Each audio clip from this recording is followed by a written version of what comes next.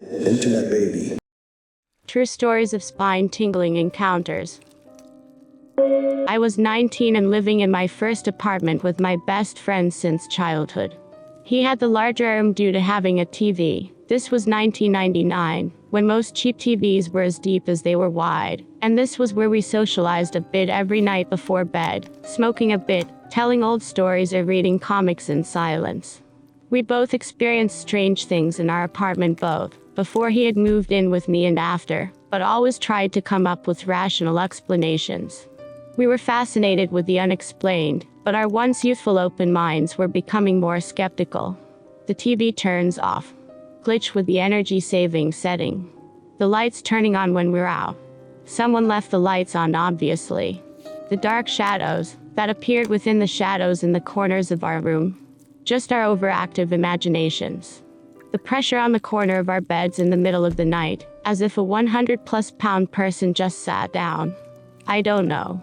Tonight, it was drawing near midnight, and I have work the next day, so I went in to say goodnight. My friend has the lights off, and is watching the Christian channel. Neither of us were religious. It was a period in time we were exploring our belief systems. He watching for entertainment purposes, much like an atheist might read a chick tract. On screen, the televangelist was talking to a young woman who claimed to have played Dungeons and Dragons so much as a child that her character's patron god, whom she claimed was real, had taken control of her soul. This was almost as laughable as the fake tongue she was roaring as he did an exorcism on Baal. We laughed together, and I went to bed. When I woke up, my skin felt strangely warm and itchy, like I had fallen asleep in a pile of my own shaven hair. I went into the bathroom with just a pair of boxers on and froze. My breath caught in my throat, and my first thought was that I was dreaming. I immediately went into my friend's room, who was sitting in the chair by the window, preparing a cigarette for that day. His eyes bulged as he looked at me there in my boxers. From my neck to my ankles, nearly every inch of me was covered in short slashes. Hundreds. Bright red, beads of dried blood at the corners. Not thick, just scratched deep enough to leave a bloody red mark. I went to work that day. We worked together, and he immediately informed the kindly, motherly middle-aged women we worked with of what had happened. They had 1,000 questions, but no solutions. I had to show my marks to each one, and they exchanged looks, almost non-verbally, saying, "This isn't real. They're pranking us, the little shits. But also, if this is real, I'm praying hard tonight." Did I scratch myself? No, my nails were freshly clipped. I tested each finger, every surface of the nail, to see if I could make more than just a light, dry mark, and I couldn't.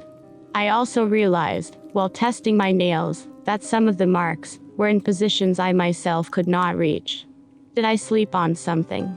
I checked my bed and there was nothing sharp in it. I checked the floor around my bed and nothing. The roommate.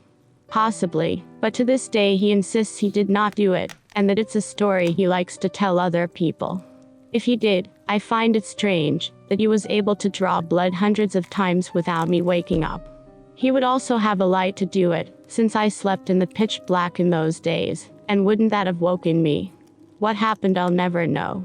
I do sometimes think it may have been a warning from a deity that doesn't appreciate being mocked. But sometimes I also wonder if it was a hello from Baal, just a wink and a scratch, to let me know that there are other things in the pitch black that we don't know about. That while we frantically stare into the darkness to make sure there are no monsters hiding, that in fact, that monsters are there, hidden, looking right back at us, but waiting. I made a bot read the top 100 stories on Nosleep, and then forced it to write its own. This is what happened. I was a library experimentation. It all started when I was boozed and discussing accounts cases with Jack. "Let's call Olivia," he grumbled. Olivia was a co-worker, and he was writing her. The clown licked me and watched as we went away. "What is that?" he said, glancing at it. "Oh God, that is my grandson," I explained. Blood exploded from somewhere specific. With a smile and a few flashlights, I tried to tell them about the two crazy guys upstairs. I began investigating outside, but Olivia morphed towards me. Before I could speak, Dr. Waffles grabbed my face and began to unravel it. "Come on," I said. That was definitely not cool. I turned towards the floor as I thought about the weather, and then screeched. On the floor was a library. This seems completely scientific, he said, gesturing toward it. He smiled brightly, and then flicked my heart monitor. This woman saw my grandson and screamed. Olivia wept by the walls, and she died with a look of nauseating desperation on her feet. 50,000 small wooden children appeared in the kitchen. What is happening? Emily asked. Emily was my neighbor and she had come from the ceiling. I don't really have a life, I replied. She got pregnant and then looked around the room. I think it's an illustration of a gruesome scene in Alabama.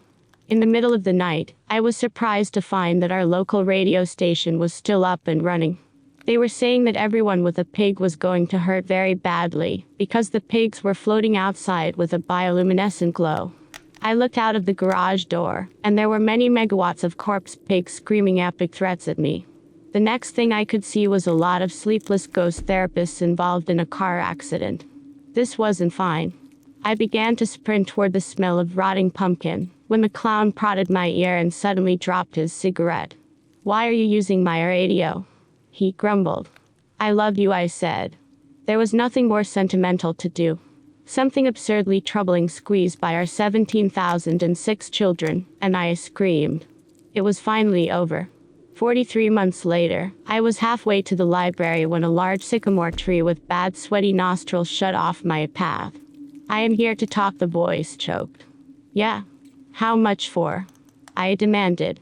I suppose it would take some years, the tree said. I didn't want to talk for that long, so I dove right in the door and entered a room. Eventually I could recognize it was a library, but there was no escape. Several gray tentacle tongues smashed towards me in a mass. I tried to protest and tumbled backwards, but there was nothing more I could do. The police arrived later and said something along the lines of what is happening.